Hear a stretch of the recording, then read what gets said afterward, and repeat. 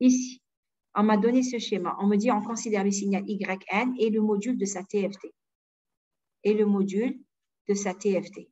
J'ai dit quand je regarde ici, ça c'est X de F. Je regarde ça, je sais que c'est moins FE sur 2 et ça c'est FE sur 2. Et je vois qu'il est donc composé de deux cosinus ou de deux sinus. Là c'est 500. Donc là, je dois être autour de 4 ans et là, je dois être autour de 200. Peut-être 250, j'en sais rien, ça me paraît un peu plus petit que la moitié. Si je regarde la moitié ici, la moitié c'est ça. Ensuite, je fais ma lecture ici, ça c'est l'amplitude. L'amplitude, je sais que c'est A sur 2. Donc forcément, A c'est 1. Donc on peut me dire, donner le signal. Je sais que c'est XN. J'ai dit ça peut être un cosinus ou un sinus parce qu'en module, ça vous donnera la même chose. Donc c'est cosinus 2pi F0N.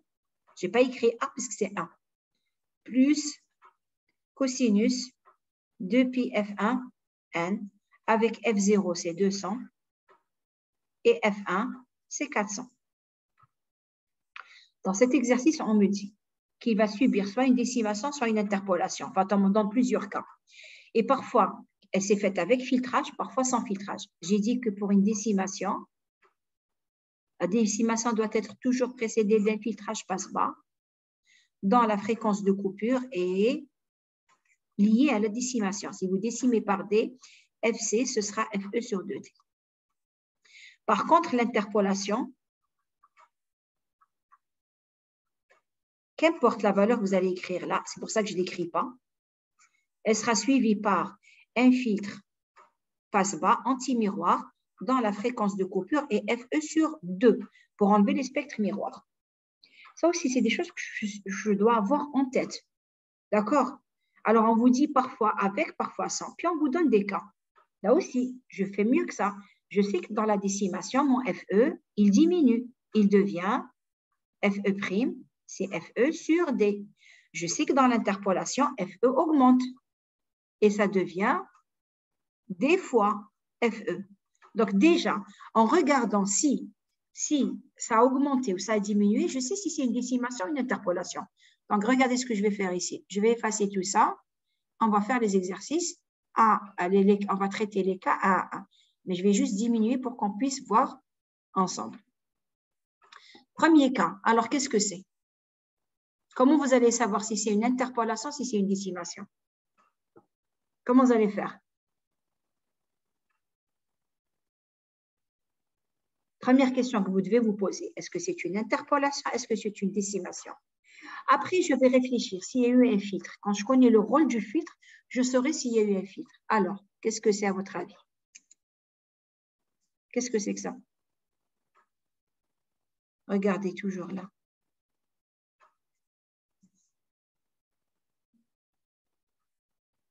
Alors, qu'est-ce que c'est?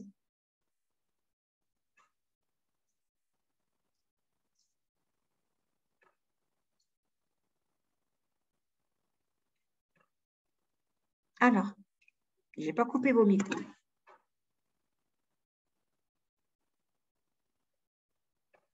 Alors,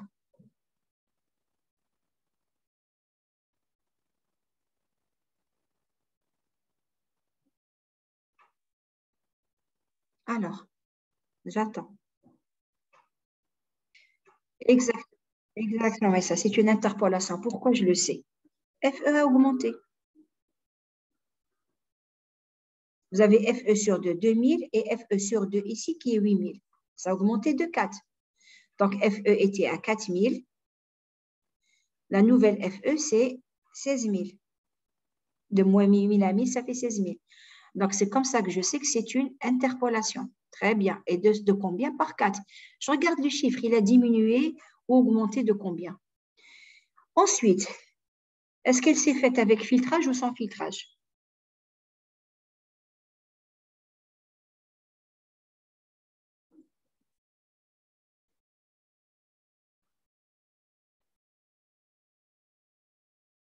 Quand on en fait une interpolation, qu'est-ce qui se passe? Il y a ce qu'on appelle des spectres miroirs. Donc, tous les 2000, il va devenir périodique et je vais avoir ici en 2000, 1, 2, 3 et 4. En 4000, même chose. Alors, il est périodique tous les 4000. Donc, il est périodique tous les 4000. Je vais avoir ici et ici ce qui est du côté négatif, à moins 4004. Et ici, je vais avoir ça. Vous n'avez pas révisé le filtrage multicadence. Quand vous faites une interpolation, vous gardez le même signal, vous voyez les spectres, vous voyez les autres périodes. Or, ici, est-ce que je suis en train de les voir? Non. Donc, c'est avec filtrage. Ça s'est fait avec un filtrage passe-pas anti-miroir dont la fréquence de coupure est liée à la fréquence originale, 2000. On va faire le prochain. Alors, je vais effacer juste les dessins. Rappelez-vous que la fréquence, notre fréquence, c'est 4000, d'accord? Alors, je vais juste enlever. Parce que parfois, on vous donne le signal, parfois le signal temporel, parfois, on vous donne la TFT. Ici, on m'a donné le signal temporel. Donc, qu'est-ce que je vais faire? Je vais revenir à mon signal temporel et je vais regarder. Est-ce que j'ai plus de points, moins de points? Puis, c'est la même chose. Moins de points, décimation, la fréquence a diminué. Plus de points, interpolation, la fréquence a augmenté.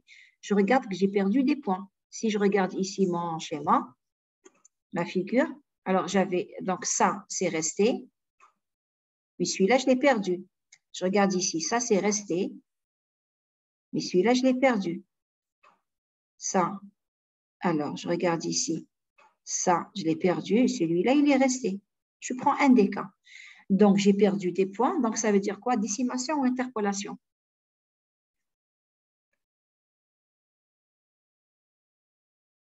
Alors, Décimation. de combien?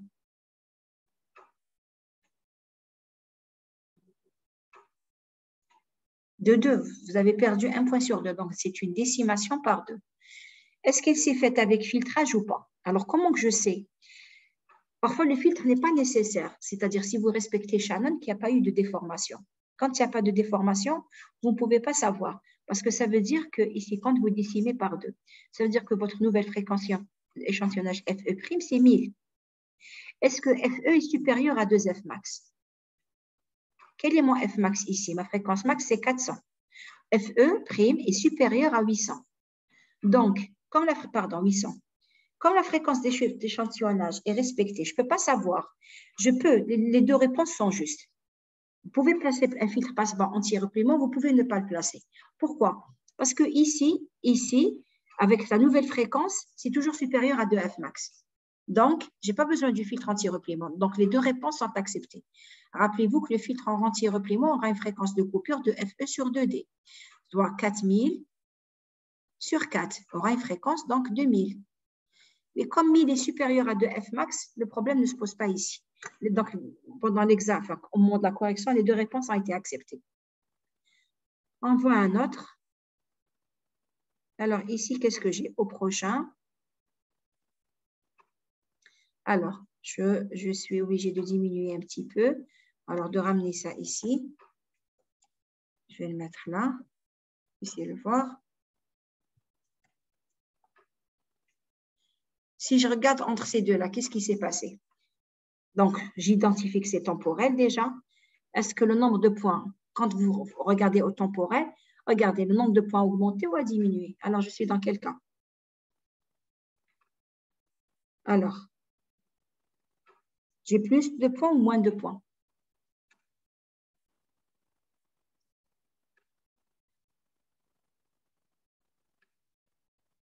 Je regarde sur le chat, j'en ai plus.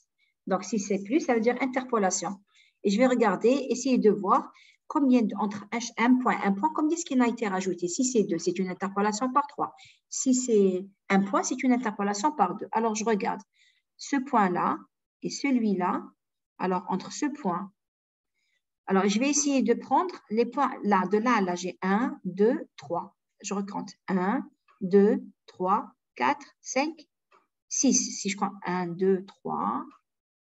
Et là, j'ai 1, 2, 3, 4, 5,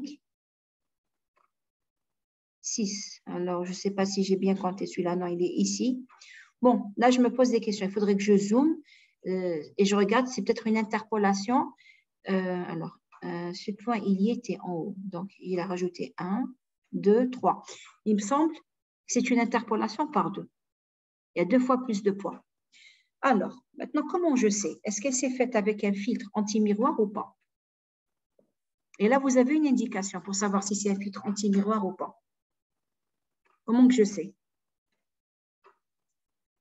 Quelle est la différence entre une interpolation par des suivis? J'allais donner la réponse. Quand j'interpole ici entre ces 2 points. Si vous n'avez pas encore fait de filtre anti-miroir, vous trouvez des zéros. Après l'application du filtre miroir, vous trouvez la valeur intermédiaire. Or, ici, je ne trouve pas des zéros. Je trouve les valeurs intermédiaires. Donc, je sais que c'est une interpolation par 2 suivie d'un filtre anti-miroir. Dans la fréquence de coupure FC, c'est la fréquence originale 4000 divisé par 2. Donc, FC, c'est 2000. Pour faire la différence avec 100, regardez, si il y a des zéros, ça veut dire qu'on n'a pas encore enlevé les spectres miroirs. Ça, on l'a fait en cours. Il faudrait revoir les diapositives de cours. Si vous trouvez la valeur, et c'est une interpolation ici, c'est qu'il y a eu un filtre miroir. Je vais juste prendre prochain cas. Alors, je reviens ici, CTRL Z. Bien. Alors, le prochain cas, c'est celui-là.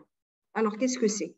Ma fréquence d'échantillonnage, elle était de 4000. J'ai dit, ce qui est sympa, c'est que c'est le même raisonnement en temps et en fréquence. FE, elle était à 4000. Et FE', la nouvelle, elle est à 8000. La fréquence a augmenté. Si la fréquence a augmenté, c'est qu'il y a eu interpolation. Sauf que ici, les spectres miroirs n'ont pas été enlevés. Ce que je vous disais tout à l'heure. Ils n'ont pas été enlevés. Il n'y a pas eu de filtre qui enlève les spectres miroirs. Donc, voilà ce que ça donne.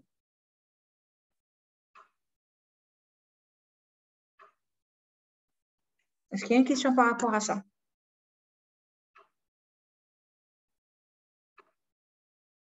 Regardez toujours votre fréquence. Elle était à 4000, elle est passée à 8000. Donc, ça veut dire interpolation.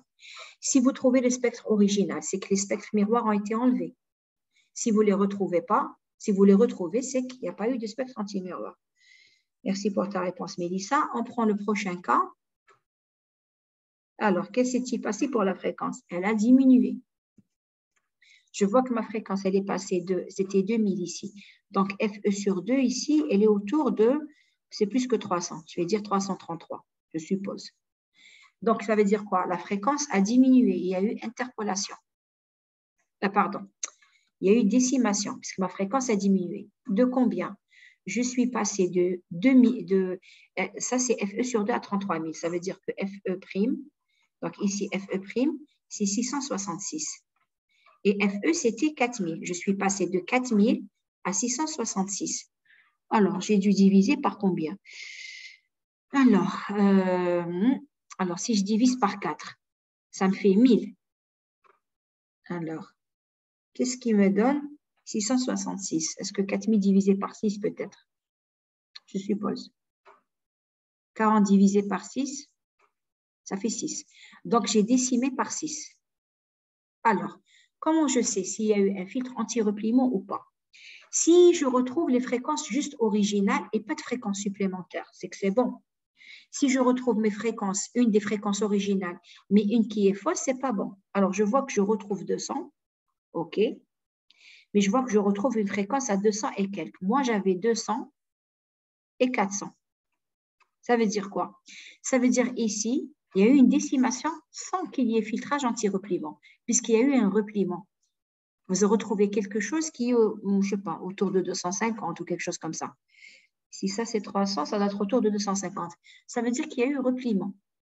Donc, ça veut dire que la décimation s'est faite sans filtrage anti-repliement. Si votre décimation se fait avec filtre anti-repliement, vous retrouvez soit les fréquences originales, soit les fréquences originales moins quelques-unes, mais pas une fréquence juste, une fréquence fausse. Donc, je sais qu'ici, il n'y a pas eu de filtre anti-repliement. Est-ce qu'il y a une question par rapport à ça?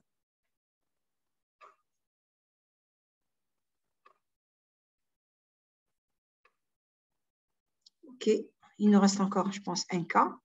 Alors, je regarde ce cas, qu'est-ce que c'est? Alors, toujours, même principe, ma fréquence, elle était tout à l'heure donc de moins 2000 à 2000. Donc, ça, c'est moins FE' sur 2. Et ça, c'est FE' sur 2. Donc, FE' sur 2, c'est 1000, ce qui signifie que FE', c'est 2000. Donc, je suis passée de FE qui était 4000 à 2000. Donc, c'est une décimation. De combien? De 2. Je retrouve mes fameuses fréquences, celle de 200, celle de 400. Est-ce qu'il y a eu un filtre anti-repliement? Oui ou non? Parce que justement, ici, FE', 2000 est supérieur à 2F max, 2 fois 400. Le problème ne se pose pas. Tout à l'heure, on a vu 666.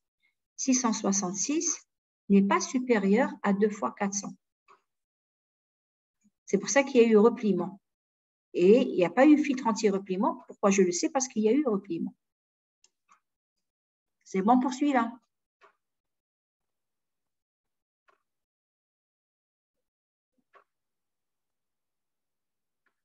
S'il n'y a pas de questions, je suppose que c'est bon. On va prendre le prochain. Très bien. Alors, le prochain, regardez. Pour le prochain, je garde le même signal et je vois que, regardez, entre chaque point et point, il a rajouté 2 zéros. Alors, qu'est-ce que c'est? Qu'est-ce qui permet de rajouter?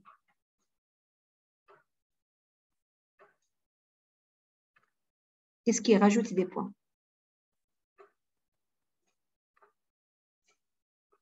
Sur le chat, ou vous prenez la parole, c'est comme vous voulez. On a rajouté des points. Le nombre de points a augmenté. Je regarde avec Mélissa qui répond. Alors, très bien Mélissa, c'est une interpolation. Elle est de combien l'interpolation? Entre chaque point et point, on a rajouté 2. Donc, c'est une interpolation de combien? De 3. Très bien. Est-ce qu'elle a été suivie par un filtre anti-miroir?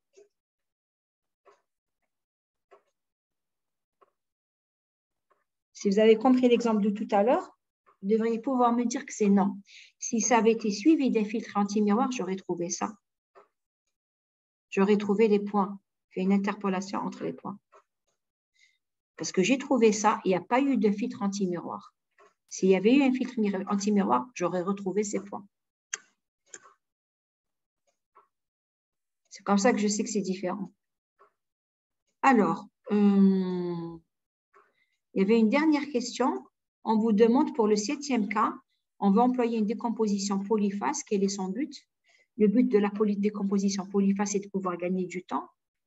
Donner la décomposition polyphase finale et initiale et finale. Alors ici, comme c'est une interpolation par 3, donc je vais prendre un peu de place, le mettre ici. Donc c'est une interpolation par 3. Ok, ça me laisse plus de temps pour expliquer. Donc, je reprends. Quand on fait une interpolation, alors, je vais faire moins vite. Donc, je fais une interpolation par 3. Donc, normalement, l'interpolation par 3, elle est suivie par un filtrage anti-miroir. Il faut toujours faire comme ça pour être sûr qu'on ne s'est pas trompé. Justement, peut-être que j'ai fait un autre schéma tout à l'heure. Donc, ici, interpolation par 3, filtre. Je décompose le filtre en 3. Si je décompose mon filtre en 3, donc ça me fait une interpolation. Ensuite, j'écris H02Z. Ensuite, interpolation, H1, 2Z. Prenez toujours, démarrer du schéma initial. Rappelez-vous qu'une interpolation est suivie d'un filtre anti-miroir. Alors, si c'était une décimation, ce serait l'inverse. D'abord le filtre, ensuite la décimation. Comme ça, je suis sûre de ne pas me tromper dans mon schéma. Et là, je mets puissance, ensuite 3, H2, 2Z3. Il y a des additionneurs ici, Z-1, Z-1. Voilà comment ne pas se tromper. Démarrer d'abord avant la décomposition polyphase. Grâce à l'identité noble, je vais pouvoir inverser ça. Donc, ça, c'est initial. Je vais trouver la finale. Donc, qu'est-ce que je vais faire ici?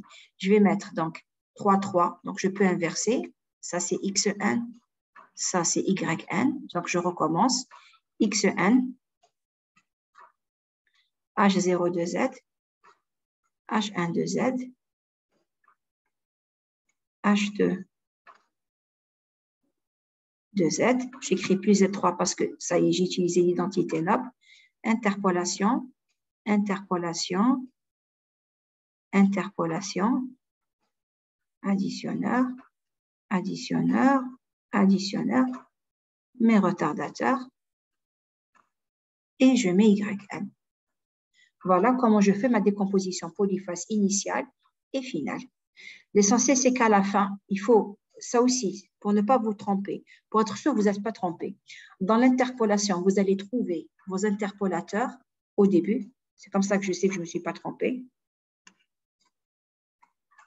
Et dans la finale, mes interpolateurs se trouvent à la fin. Ici, ils se trouvent en début de chaîne. Donc, je sais que là, je ne me suis pas trompée. Est-ce qu'il y a une question par rapport à cet exercice?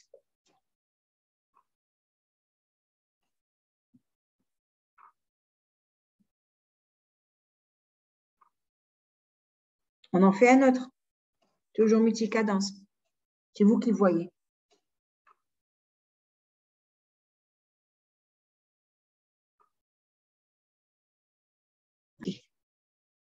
Donc, je dois partager. Alors, je change. Alors, l'autre exercice. C'est l'autre examen, d'accord? Alors, examen. Bien, alors, on regarde. Qu'est-ce que j'ai demandé? Bien, on va le faire ensemble. Alors, qu'est-ce qu'on dit?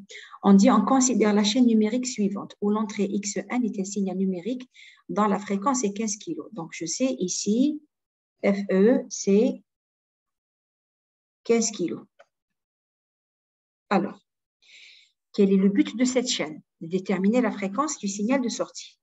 Le but de cette chaîne, c'est de changer de fréquence. Et en plus, c'est un changement de fréquence non rationnel. Changement de fréquence avec un facteur F rationnel, c'est-à-dire un rapport. Quel est ce rapport? Je peux le déterminer. Donc, ça veut dire que FE, elle va être d'abord multipliée par 4. Ensuite, elle va être divisée par 3. D'accord? Donc, la fréquence finale, ma fréquence finale, je vais l'appeler FE seconde. Donc, c'est FE que je multiplie par 4, que je divise par 3. Alors, on pose une autre question. D'accord. Pour chaque filtre, donnez la nature, le rôle et la fréquence de coupure. OK. Je sais que le filtre, donc après une interpolation, j'ai un filtre anti-miroir. Quel est son rôle? Enlever les spectres miroirs.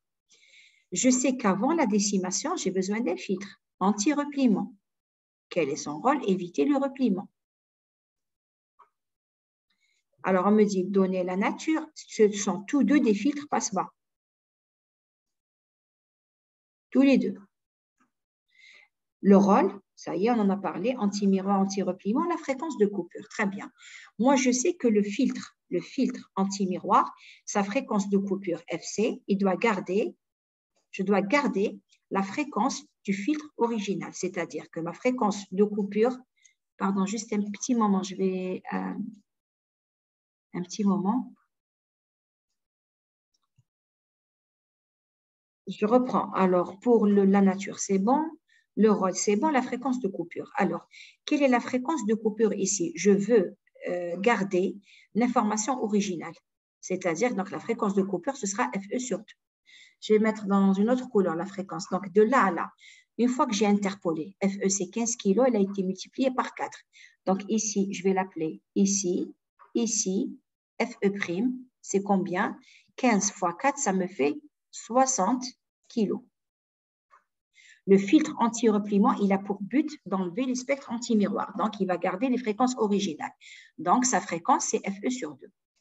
Ensuite, ici, donc FE', c'est toujours la même. Donc, ici, c'est toujours aussi, c'est la même ici, c'est toujours FE'. FE', elle veut 60 kg. Moi, je vais décimer par 3. Donc, si je décime par 3, ça veut dire que FE seconde, ce sera 20 kg. De quoi j'ai besoin? J'ai besoin d'avoir un filtre dont les fréquences de coupure ne dépassent pas, c'est toujours entre moins 10 et 10. C'est-à-dire que ma fréquence de coupure ici, elle sera de combien? Elle sera de 10 kg. Ici, c'est toujours FE sur 2D. Si vous prenez FE' 60, FE' 60, 60 divisé par, je décime par 3, 60 divisé par 3 fois 2, ça vous fait 10. Raisonnez comme vous le souhaitez. Soit vous divisez par 2D, soit vous dites, je dois rester dans cette plage. Si je reste dans cette plage, donc ça doit aller de moins FE seconde sur 2 jusqu'à FE seconde sur 2, soit de moins 10 kg à 10 kg. Donc, ça me donne la même chose. J'ai un filtre passe-bas dans la fréquence est de 10 kg. C'est pour éviter qu'il y ait repliement. Est-ce qu'il y a une question par rapport à ça?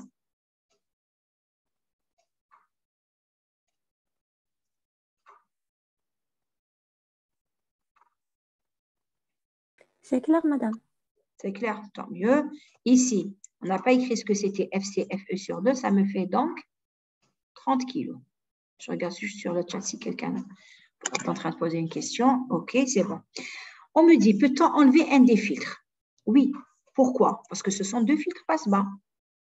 Et je vais prendre, donc j'ai deux filtres passe-bas. Un premier filtre passe-bas dans la fréquence de coupure est 30 kg. Donc, il va de 30 kg à moins 30, parce que je vais garder les fréquences originales. FE, c'était... ah non, FE, c'est pas 30 kg. Oh, on n'avait pas...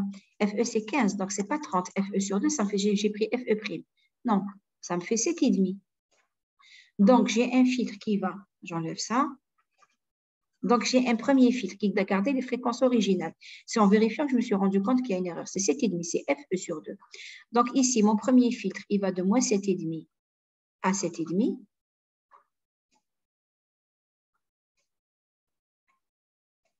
Et ça, c'est le premier filtre. Ça, c'est A de F, en module. Et j'ai un deuxième filtre, B de F, qui va donc de moins 10 à 10.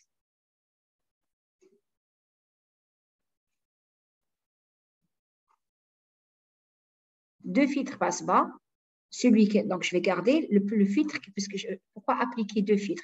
Ça veut dire que celui-là, il enlève ça, pour que celui-là, il n'aura rien à enlever. Donc, moi, je garde le filtre dans la fréquence de coupure est la plus petite, soit celui-là. On a dit qu'entre les deux éléments, je regarde sur le chat, c'est ça, exact. On garde AZ parce que, regardez, on a dit, vous avez deux filtres. Un, c'est FE sur, par rapport à FE'. C'est-à-dire, on raisonne par rapport à FE'. Là, c'est FE' sur 2 fois 4. Alors que si je ne me trompe pas, je vais voir si je vais vérifier si je ne suis pas en train de... C'est FE sur 2 fois 4 et l'autre, c'est FE' sur 2 fois 3. Et vous gardez toujours le chiffre le plus grand parce que c'est celui-là qui va vous donner. Si je regarde FE', ça fait 60. 60 divisé par 8, bon, ça fait 60 divisé par 2, ça fait 30. 30 divisé par 4, ça fait bien 5,5. Vous gardez toujours le chiffre le plus grand. Ici, le chiffre le plus grand, c'est 4. Donc, logiquement, je dois garder AZ. C'est bien ce qu'on a trouvé. Alors, on vous dit, on suppose que les premières valeurs du signal XN, alors, sont données comme suit. Superposer le tracé de YN. Donc, qu'est-ce que je dois faire? Je dois d'abord faire une interpolation par 4. Une interpolation par 4, ça signifie rajouter 3 zéros. Donc, 1, oui, mais elle est suivie d'un filtrage. Regardez, cette opération est suivie d'un filtrage. Donc, quand j'interpole, je ne vais pas mettre les zéros parce que j'ai le filtre anti-miroir. Donc, je vais mettre 1, 2, 3. Ensuite, j'interpole par 4, ça veut dire que j'insère 3 valeurs. Si je n'avais pas de filtre ici, pas de souci, j'aurais mis des zéros. Mais parce que j'ai un filtre anti-miroir, on sait qu'après le filtre anti-miroir, il arrive à déterminer les points intermédiaires. Donc, je fais ça.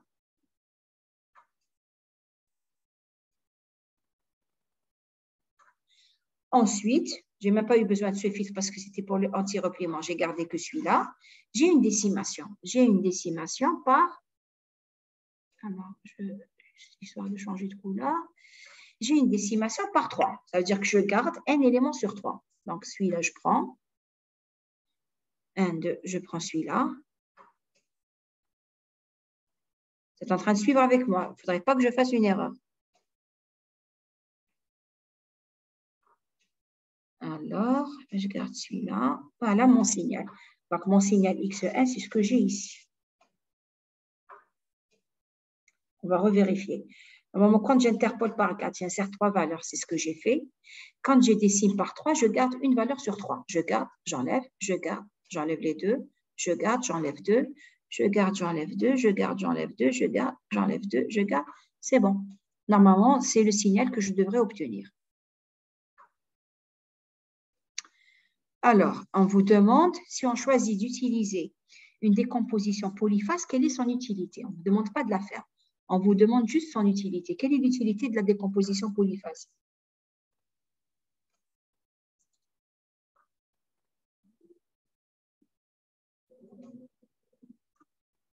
C'est pour pouvoir avoir l'interpolation en fin de chaîne, la décimation en fin de chaîne.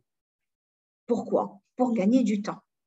Ça veut dire que je vais d'abord réduire le nombre de points, je vais faire tous mes traitements, ensuite je vais augmenter le nombre de points. Donc, on va gagner du temps. Sur ce, je pense qu'on va s'arrêter là, parce qu'on aura fait quand même